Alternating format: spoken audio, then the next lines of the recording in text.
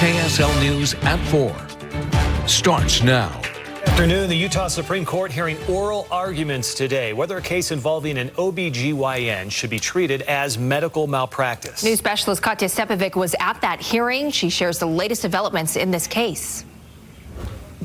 Dozens of accusers showed up in unity here today, saying that this man should be held accountable for his actions. They say the first step in accomplishing that goal is for the court to hear this case as a sexual assault case.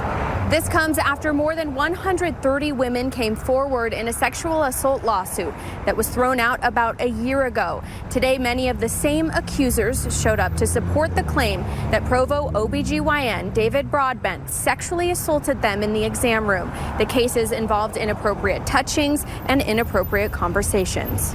You're feeling the trauma coming up.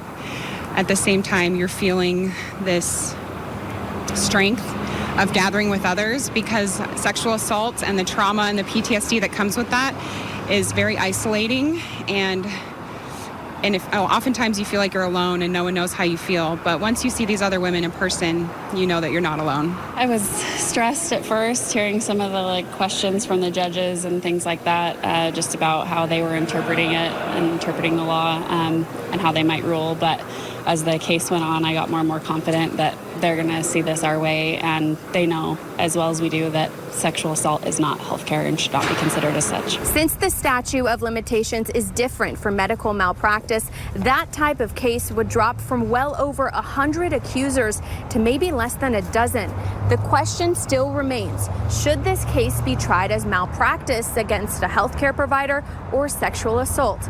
Accusers claim it should be a sexual assault case because the abuse they received was not related to medical care. And of course, today was just the oral argument, so we don't know when the court will decide on how to move forward. It could be days, it could be even months. We will keep you updated on air and online at KSLTV.com. For KSL 5 News, I'm Katya Stepovic.